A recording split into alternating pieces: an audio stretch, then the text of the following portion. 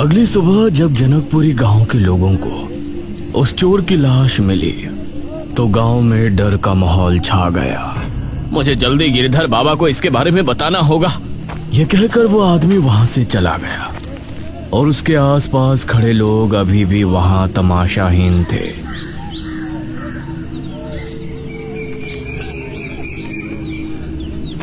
कुछ देर बाद वो आदमी अपने साथ एक बाबा को लेकर आया जिसने पूर्ण रूप से काले वस्त्र धारण किए हुए थे।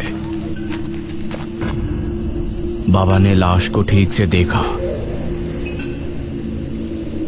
और बोले, हे भगवान, ये किस तरह की मौत हुई है? ऐसा लगता है इसके शरीर से सारा खून चूस लिया गया हो, लेकिन शरीर पर एक भी घाव नहीं है। ऐसा काम ना कोई जानवर कर सकता है ना इंसान। तो कौन हो सकता है बाबा? जरूर इसका संबंध बेरमपुर से है। जब से वो लोग यहाँ आकर गुफा से ताबूत उठाकर लाए हैं तभी से हमें कुछ अनहोनी होने का एहसास हो रहा था। इस तरफ दिल्ली में इशिता और मेघना अपनी लैब में थे। इशिता के हाथ में कांच की एक बोतल थी जिसके अंदर मृत्युंजय अमृत था। चलो अब इसका टेस्ट करते हैं। इशिता ने मृत्युंजय अमृत टेस्टिंग मशीन के अंदर डाला और मशीन को चालू किया। स्क्रीन पर लिखा आया कि लिक्विड की पावर 5000 प्लस पॉइंट है। अरे वाह मेघना, अब तो हम दोनों को कामयाब होने से कोई नहीं रोक सकता। इसकी पावर तो जितनी मैंने सोची थी उससे 100 गुना ज्यादा है। मृत्युंजय अमृत मशीन के अंदर था। वहीं मेघना को कुछ अजीब सा महसूस हो रहा था। इशिता ने जैसे ही मशीन का आउटर बटन प्रेस किया तो अगले ही पल मशीन के अंदर से धुआं निकलने लगा। अरे ये क्या हो रहा है?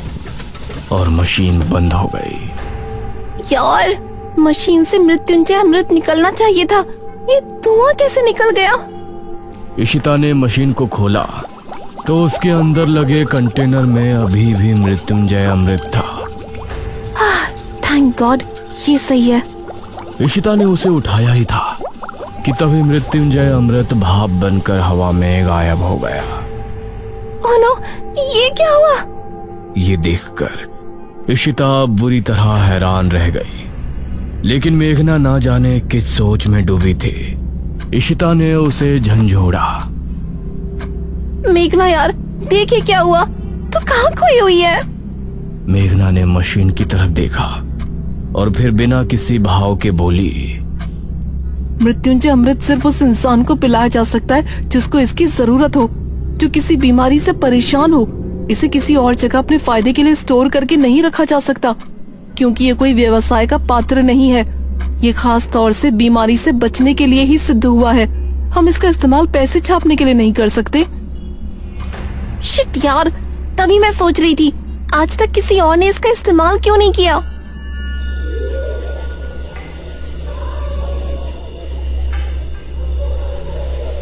ये दोनों शाम होने पर अपने घर पहुंची। इशिता के चेहरे पर परेशानी के भाव दिख रहे थे।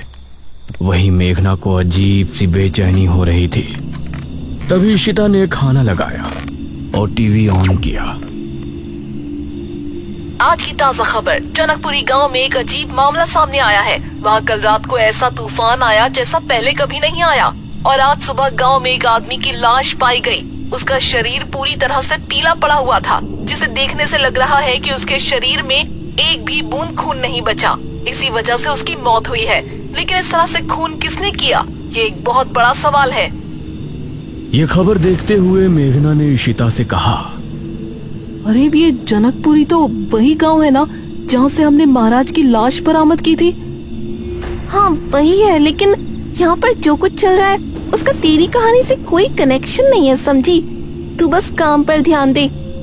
यार मुझे टेंशन हो रही है, हमारी जॉब का क्या होगा?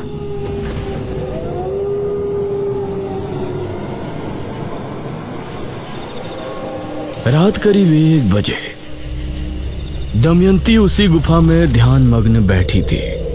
उसने अपनी आंखों को बंद किया हुआ था और कोई मंत्र बुदबुदा रही थी। उसी समय मेघना भी अपने घर पर सो रही थी। उसने खुद को एक जंगल में खड़ा पाया। ये कौन सी जगह है? तभी उसे एक हंसी सुनाई दी और सामने से दमयंती आती हुई नजर आई। कौन हो तुम? इस पर दमयंती ने उसे कोई जवाब नहीं दिया। तभी वहां पर इशिता आ पहुंची। अरे मेघना, तू यहाँ क्या कर रही है? इशिता, तू यहाँ? तभी दमयंती ने इशिता को देखा। उसकी आंखें लाल लाल चमक उठी और वो इशिता पर झपटी। इशिता! इशिता दमयंती की जकड़ में थी।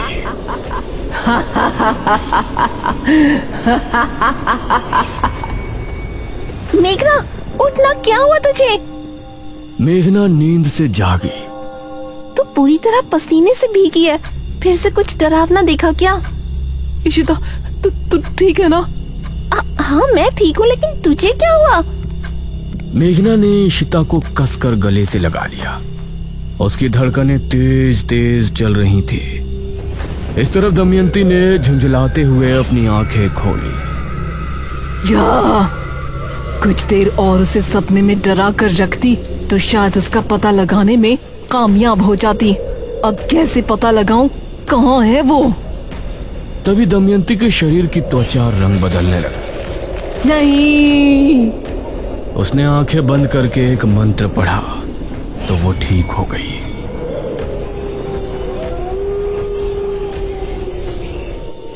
कुछ देर बाद एक लड़का रोड से गुजर रहा था। यार, आज तो पार्टी में मजा ही आ गया। अगर 1 घंटा और मिल जाता ना तो निशा के साथ फुल मस्ती करने की ख्वाहिश भी पूरी हो जाती।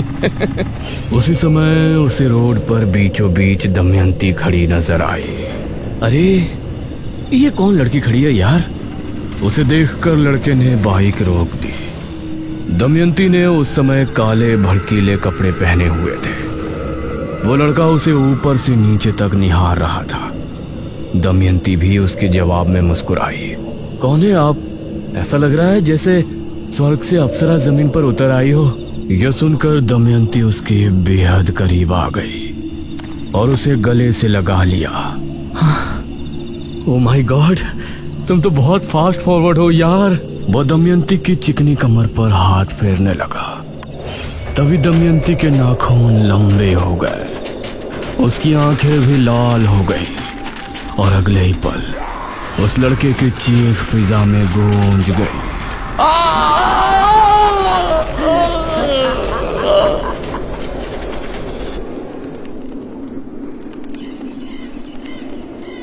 अगली सुबह बेरमपुर के द्वार पर जनकपुर के बाबा खड़े थे। उस समय अनुज भी अपनी जीप से गांव में घूम रहा था। जब मेघना साथ थी तो घूमने में कितना मजा आ रहा था। अब तो ये गांव खाने को आ रहा है। तभी उसको सामने से ऋषिधर बाबा आते हुए नजर आए।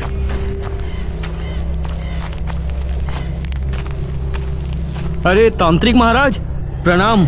प्रणाम बेटा, तुम मुझे जानते हो? तांत्रिक महाराज, मैं अनुज हूँ, मुखिया जी का बेटा। क्या आप मुझे भूल गए? बेटा, मुझे अपने पिता के पास ले चलो। जी जरूर, आइए बैठिए।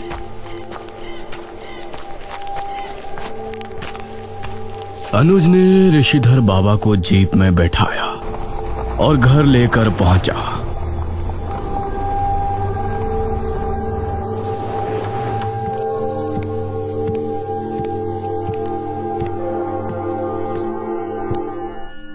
पिताजी, आपसे तांत्रिक महाराज मिलने आए हैं। उनको देखकर सभी हैरान रह गए, क्योंकि तांत्रिक महाराज तो मुखिया के साथ पहले ही घर पर मौजूद थे। अरे ये क्या, 2 तांत्रिक महाराज?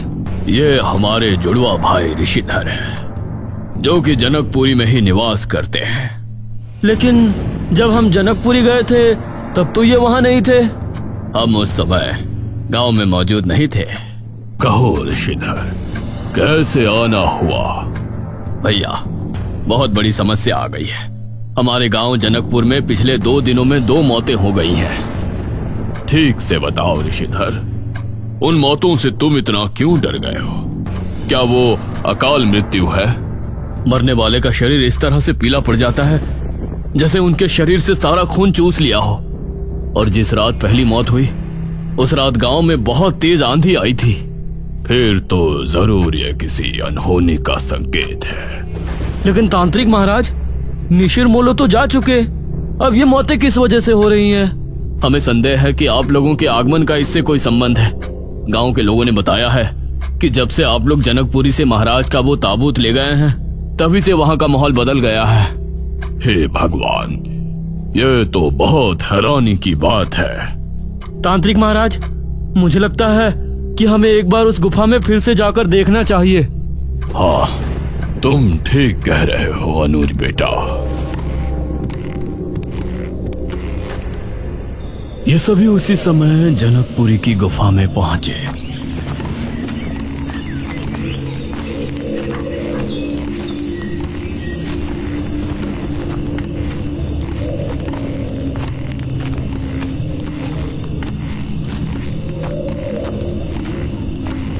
और काफी अंदर जाने के बाद उन्हें एक निशान नजर आया।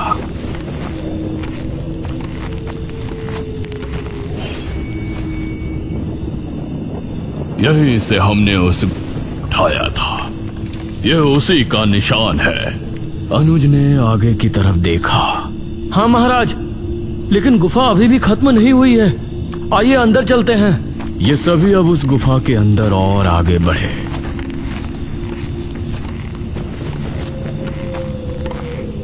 तो काफी देर बाद उन्हें एक और ताबूत नजर आया जो कि खुला हुआ था। अरे, यहाँ तो एक और ताबूत है, इसकी तो हमें खबर ही नहीं थी। तांत्रिक महाराज ने उस ताबूत पर अपना हाथ रखा और आंखें बंद करके कुछ मंत्र पढ़े। तभी उन्होंने एक दृश्य देखा जिसमें इस ताबूत को 4 लोगों ने उठाया हुआ था।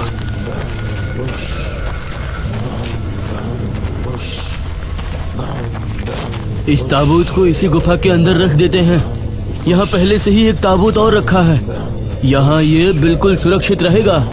वो चारों आदमी उस ताबूत को गुफा के अंदर रख कर चले गए और उसके अंदर पड़ी दमयंती ताबूत को अंदर से पीट रही थी। खोलो मुझे, बाहर निकालो। मेघालय, मैं तुझे छोड़ूंगी नहीं। इतना देखने के बाद तांत्रिक महाराज ने आंखें खोली। अनर्थ हो गया। क्या हुआ तांत्रिक महाराज? बहुत ही अजीब बात है। जब इस गुफा में महाराज की लाश को रखवाया जा रहा था तो पहले ही दमयंती की लाश इस ताबूत के अंदर यहाँ मौजूद थी। और उस दिन हम सभी इस गुफा में मेघना के साथ महाराज का शरीर लेने आए तो उसके गुफा में कदम रखने की वजह से दमयंती जाग उठी। मतलब दमयंती ही है जो लोगों को मार रही है? हाँ, और हमें यकीन है कि अब वो अपना प्रतिशोध लेने की पूरी कोशिश करेगी। हम सबकी जान और खास तौर से मेघना की जान को बहुत खतरा है। अरे नहीं, लेकिन हम इस बात की जानकारी मेघना को कैसे देंगे? हमें तो उसका ठिकाना भी नहीं मालूम। अनुज अब बहुत परेशान हो गया। यार, अब तो समझो हमारी जॉब चली गई। ना ही वो एंटीडोट बनेगा, ना ही कभी हमारा प्रमोशन होगा। मेघना को इस बात में कोई रुचि नहीं थी। वो अब भी अपने उस सपने के बारे में ही सोच रही थी।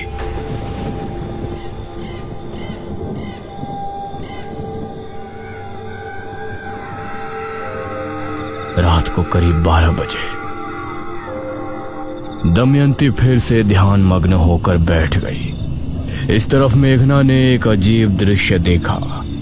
उसने देखा कि वो एक जंगल में खड़ी है और काफी दूर पर इशिता और अनुज खड़े हैं। मेघना! अरे इशिता, अनुज, तुम दोनों वहाँ क्या कर रहे हो? मेघना, इधर आ जल्दी। अरे लेकिन तुम दोनों आगे क्यों नहीं बढ़ते? तभी उसने देखा कि एक बड़े से पेड़ पर दमयंती पैर लटकाए बैठी हुई है उस पेड़ से जटाएं निकल कर आई और वो अनुज और इशिता के गले में लिपट गई।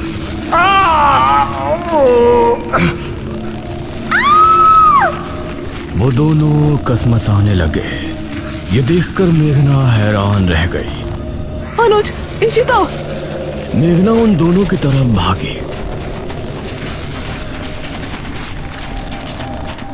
लेकिन तभी उन दोनों के शरीर ने हरकत करना बंद कर दिया और मेघना चीखते हुए नींद से जाग उठी। अनुज! अरे क्या हुआ तुझे? अब क्या देख लिया? इशिता, अनुज और तेरी जान खतरे में है। मुझे बहुत बुरे बुरे सपने आ रहे हैं। अरे मैं एकदम मस्त हूँ यार, तू बेवजह क्यों स्ट्रेस ले रही है? हम जो बेरमपुर में देख कर आए हैं वही सब तेरे दिमाग में घूम रहा है और इसके पीछे कोई रीजन नहीं है। नहीं, ये इत्तेफाक नहीं हो सकता। हम लोग सुबह ही बेरमपुर जाएंगे बस। इशिता समझ गई थी कि अब उसे फिर से बेरमपुर जाना पड़ेगा। उसने आगे मेघना से कोई सवाल नहीं किया।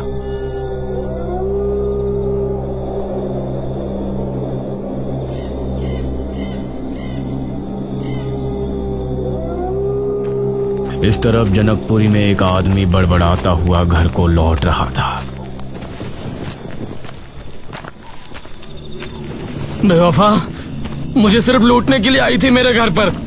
पहले प्यार का नाटक किया और फिर शादी, उसके बाद सब कुछ लेकर अपने प्रेमी के साथ फरार हो गई। अगर मेरा बस चले तो उसे ढूंढकर जान से मार दूं। ये कहकर उसने अपने घर के दरवाजे पर लात मारकर उसे खोल दिया।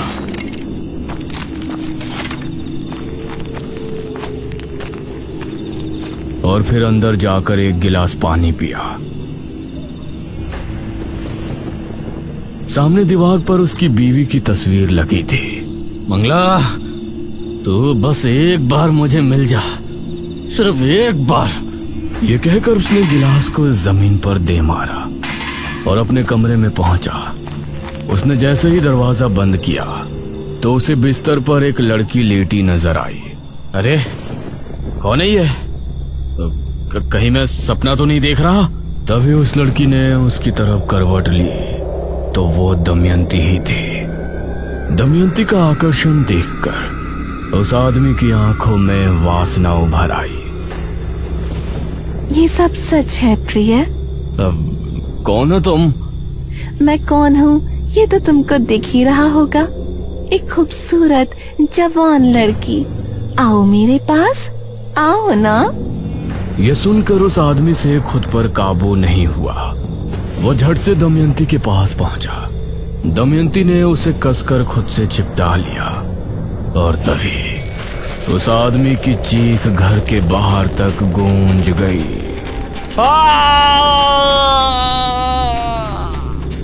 अगले ही पल उसकी लाश पूरी तरह से पीली पड़ चुकी थी।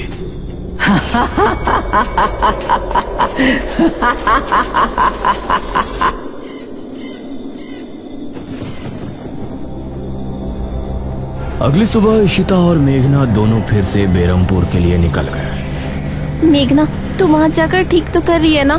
कहीं पिछली बार की तरह हम कोई बड़ी मुसीबत में ना फंस जाएं। मुझे वहाँ जाना ही पड़ेगा। तू और अनुज दोनों मेरे दोस्त हो। अगर तुम दोनों को कुछ हो गया तो मैं भी जिंदा नहीं रह पाऊंगी। मेघना की बातें इशिता के सर के ऊपर से जा रही थी। शाम होने पर मेघना ने बेरमपुर के मुख्य द्वार में कदम रखा। इस तरफ गुफा में बैठी दमयंती जोर जोर से हंसने लगी। आ गई वो राजकुमारी मेघालय। बेरमपुर लौट आई। मेरी चाल कामयाब हुई। दमयंती फिर से वापस कैसी लौटी ये तो हमने जान लिया, लेकिन अब वो आगे क्या करने वाली है? ये इस कहानी का आखिरी भयानक मोड़ है या एक नए अध्याय की शुरुआत? ये जानने के लिए बने रहिए ताबूत कहानी के अगले भाग में।